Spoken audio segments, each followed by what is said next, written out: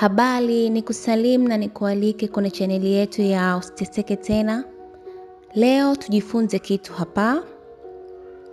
Inawezekana unaua mahusiano yako bila kujua. Acha mambo haya kabla hajaribu kila kitu. Umeshawahi kujikuta kwenye mahusiano yanayodhoofika bila sababu ya wazi? Unahisi upendo unapungua lakini hujui kwa nini.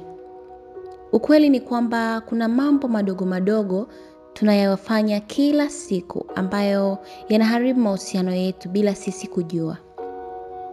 Leo nitakueleza makosa 3 makubwa na jinsi ya kuyaepuka. Kosa la kwanza, kutokuwa na mawasiliano mazuri. Kama huongei kwa uwazi na mwenzi wako, unategemea atajua ni nini unachohisi? Kunyamaza au kujiambia atajua mwenyewe kunaua mahusiano kimya kimya. Kosa la pili ni kumzoea vibaya mwenza wako. Wakati mnaanza mahusiano kila kitu kinafurahisha.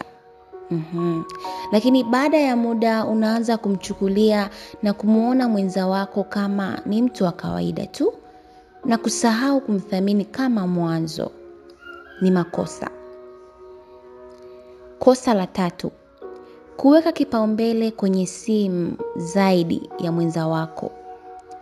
Unatumia muda mwingi kwenye simu kuliko unavyotumia na mwenza wako.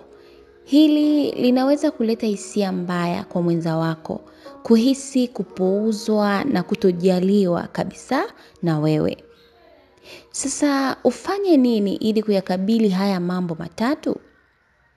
Jambo la kwanza, zungumza kila kitu kwa uwazi, hata mambo madogo madogo unayoyapuuza. Usiashumu anajua au atajua mwenyewe. Hapana. Jambo la pili, endelea kufanya juhudi ndogo ndogo kama ulivyofanya mwanzoni. Mpongeze anapofanya jambo zuri, muonyeshe upendo na kujali hisia zake kila siku. Namba 3, tenga muda wa kuwa pamoja na mtu wako bila ya simu. Yes, ongeeni, chekeni na mfurahie muda wenu bila usumbufu wa uwepo wa simu. Hii itasaidia sana. Lakini mwisho, mahusiano mazuri hayaangamii kwa sababu ya mambo makubwa. Huanza kupoteza uhai kwa mambo madogo madogo tunayapuuza kila leo. Sasa hakikisha unarekebisha haya mapema ili kuepusha maumivu yasiyo ya lazima huko mbeleni.